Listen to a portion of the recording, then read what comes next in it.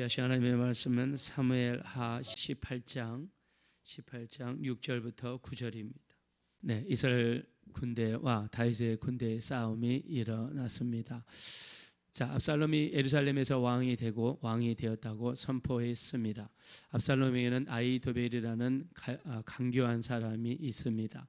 다윗은 군대도 많지 않고 피난 중에 있습니다. 자, 얼마나 급하게 피난을 갔든지 신도 신지 못할 정도로 피난을 갔다고 했습니다.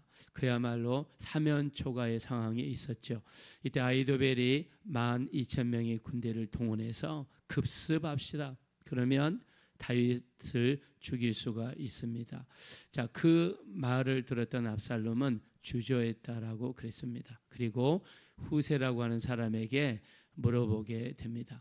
자, 성경에서는 압살롬이 만약에 그대로 밀고 나갔더라면 다윗은 끝나는 건데 주저한 이유를 우리 앞에서 읽었던 사무엘하 17장 14절에 하나님께서 그를 막으셨다라고 했습니다. 압살롬이 주저하고 바로 진행하지 못하고 또 바로 공격하지 못한 것은 누가 막으셨냐면 하나님이 막아주신 것입니다. 자, 다윗의 삶은요, 우리가 보면 정말 하나님이 함께 하시고 그를 도와주신 우리 그런 장면들이 굉장히 많습니다. 자, 근데 한번 생각해 봐야 됩니다. 다윗이 하나님 보시기에 좋아서 도와준 것일까요? 아니죠. 자, 사실은 이 집안, 이 모든 일이 벌어진 것은 다윗의 범죄로 시작한 것입니다. 다윗이 밧세바, 자, 이미 다윗에게는 8명의 아내가 있습니다. 7명의 아내가 있습니다. 밧세바가 8번째니까 이미 7명의 아내들이 있어요. 자식들도 15명 이상 자식들이 현재 있습니다. 사실 부정한 것이 없는 사람이에요. 그리고 만약 자기가 정말 또 후궁이 필요하다 그러면 정식적인 절차를 밟아서 얼마든지 합법적으로 후궁을 취할 수가 있습니다. 그게 그때 당시에 왕의 제도였기 때문이죠.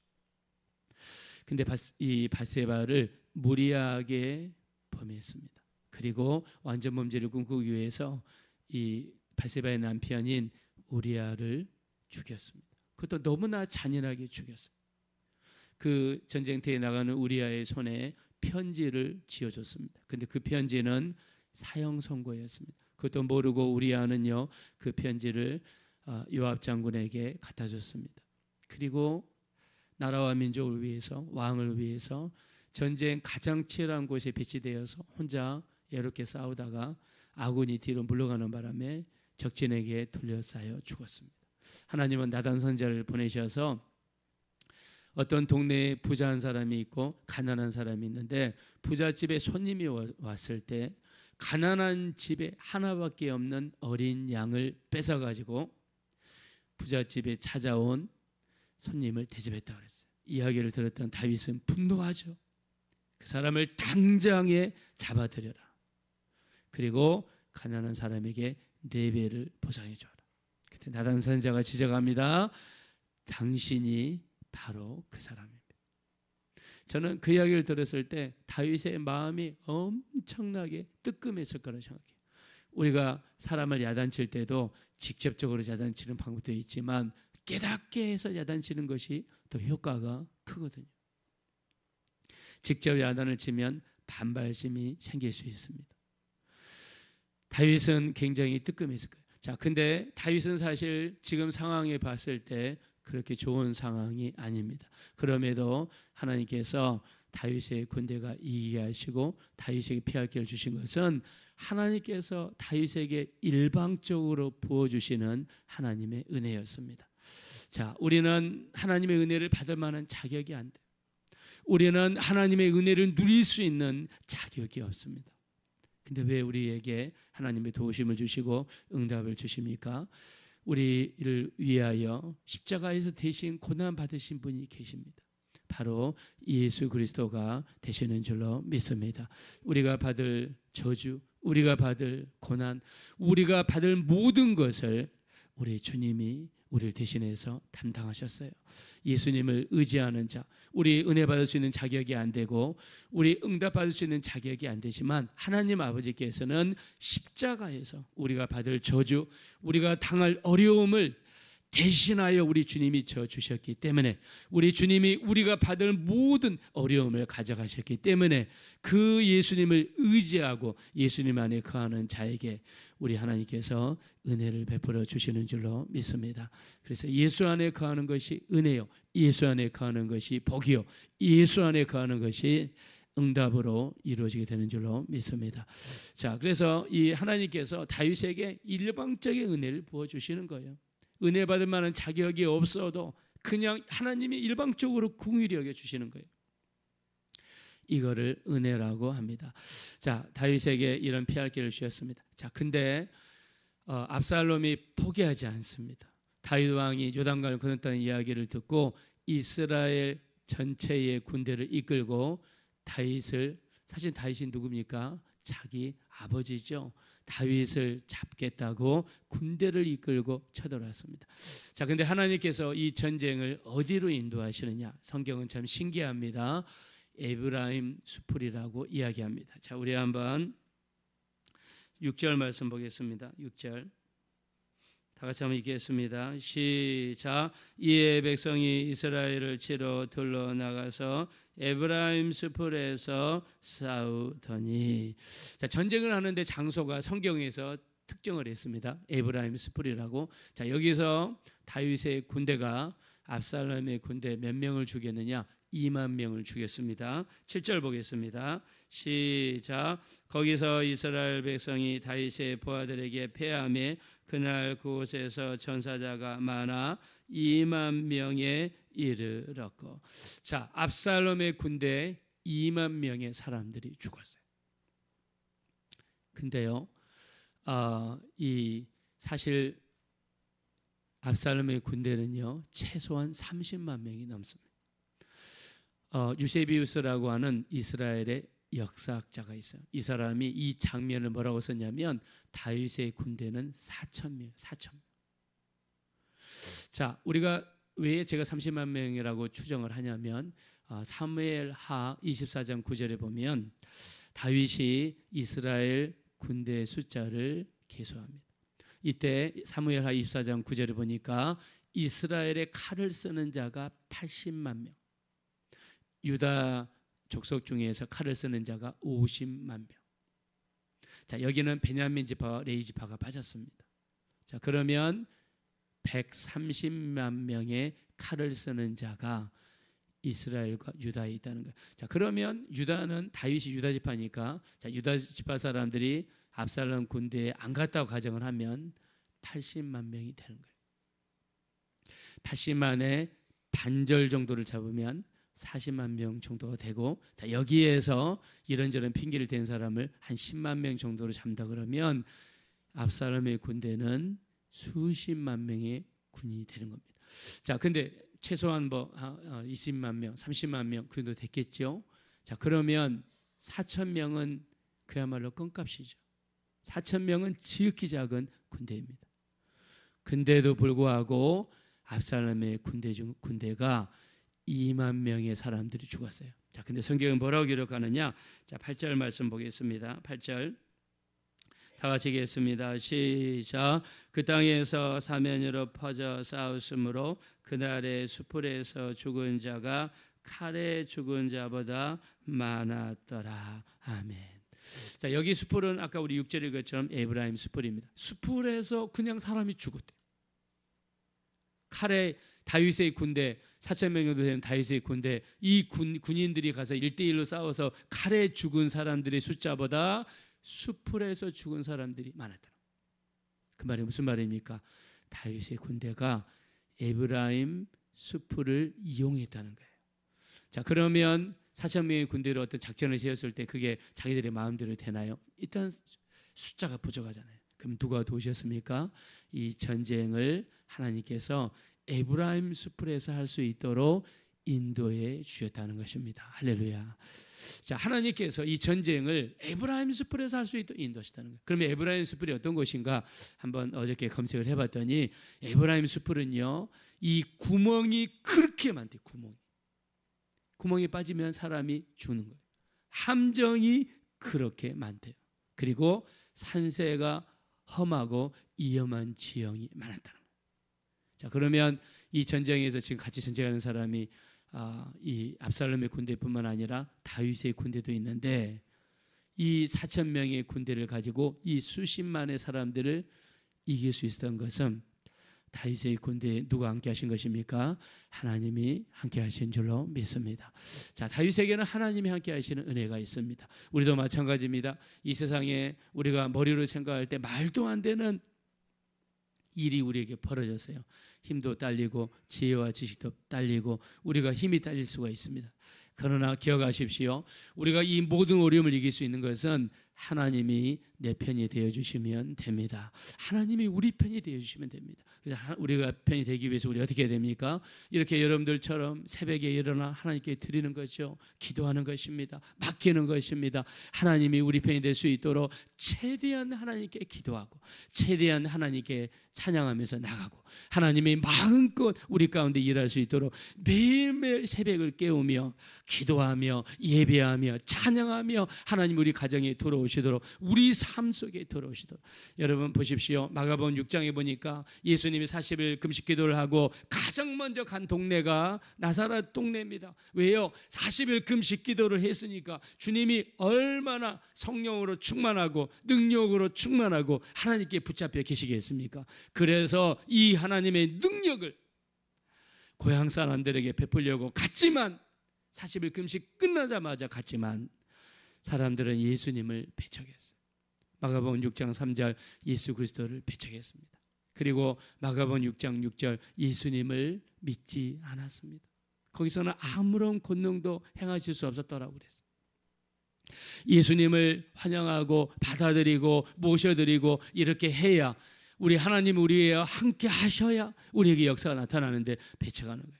우리도 우리 삶 속에서 예배를 배척합니다. 기도를 배척합니다. 말씀을 배척합니다. 우리 뜻대로 우리 고집대로 살아가다가 이제 큰 어려움을 만났을 때야 그때서 우리가 돌아오는 경우가 많습니다.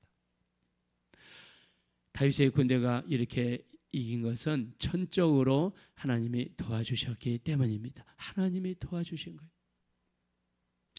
자, 근데요, 압살롬이 이제 전시가 기운이 걸 보고 도망을 갑니다.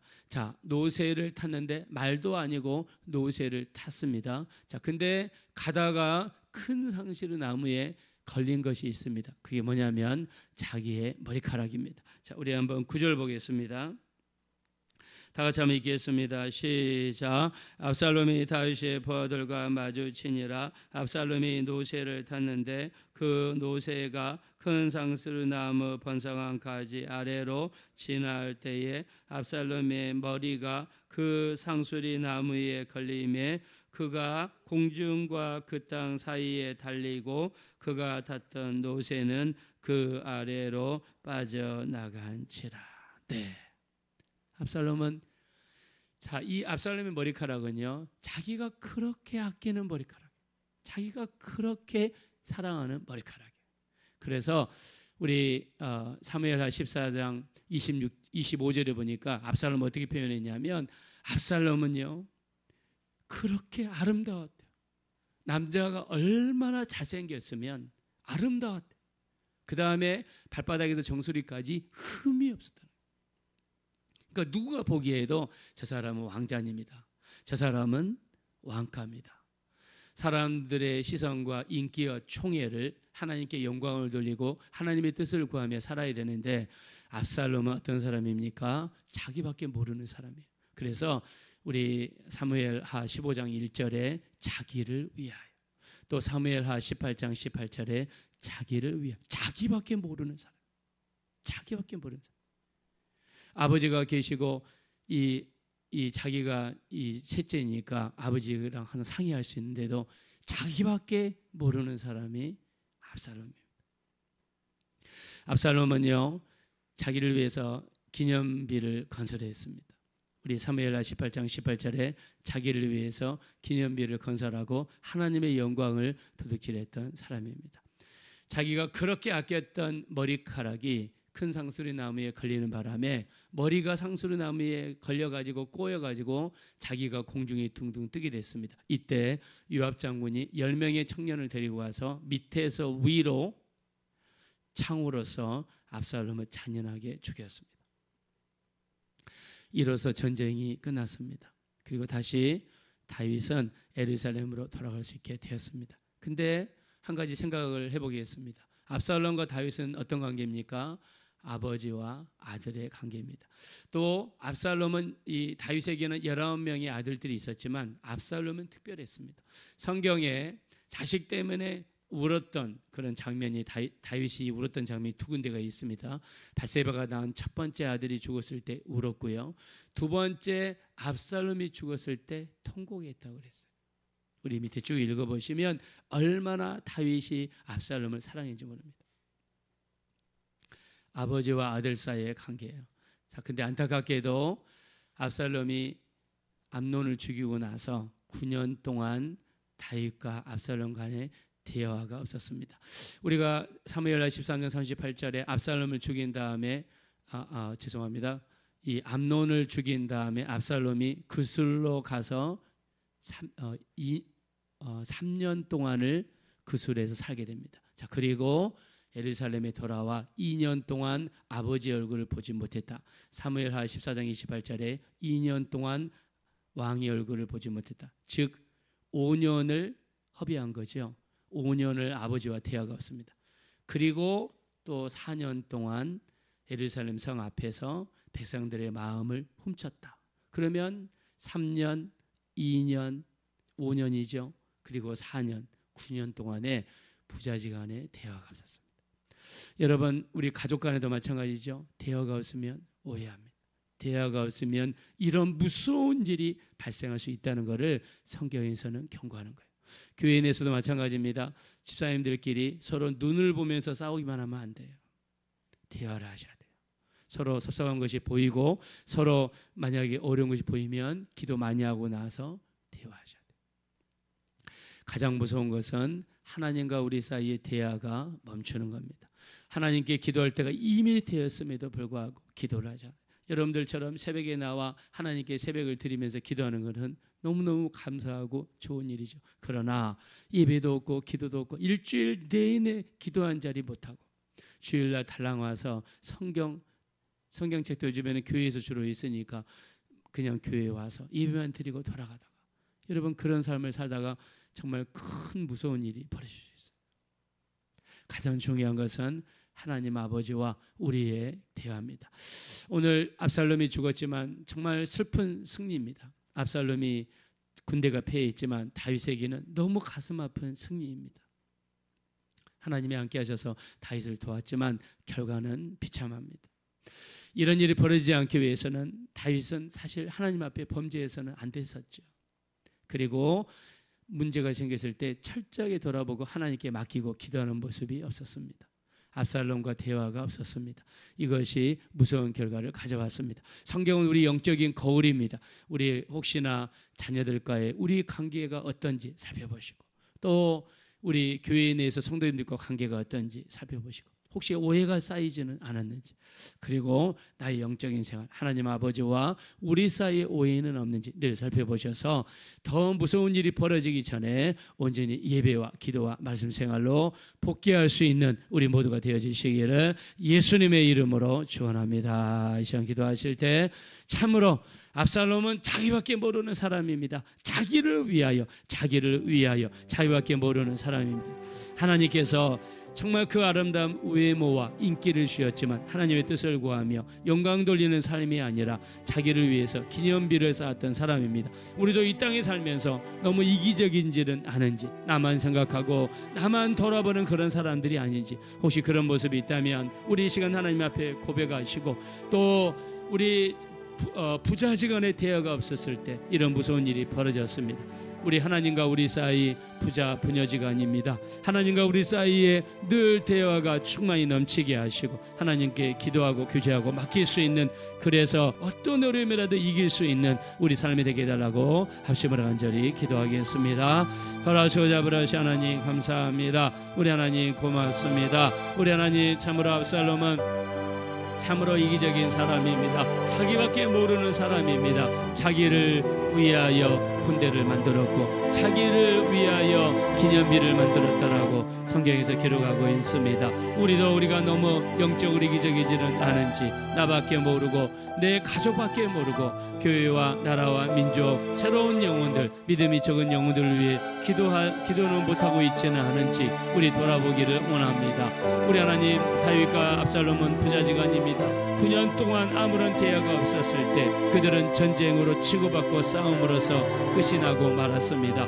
우리 하나님과 우리 사이에 대화가 없다면 얼마나 무서운 일이 벌어질지 모릅니다. 우리에게 기도의 깊이와 넓이를 더하여 주시어서 하나님 아버지께 늘 기도하고 아뢰고 맡길 수 있는 우리가 되게 도와주십시오. 존귀하신 하나님이시여 고맙습니다. 페리코레시스 하시는 우리 하나님이시여, 우리 하나님 참으로 구분되시지만 분리되지 아니하시고 연합하시지만 혼합되지 아니하시는 페리코레시스적인 우리 하나님을 온전히 믿고 의지하며 성령 안에 아버지와 우리 주님이 거하시고 우리와 함께 하시는 하나님과 깊은 영적인 교제 가운데 이루어질 수 있도록 인도하여 주십시오.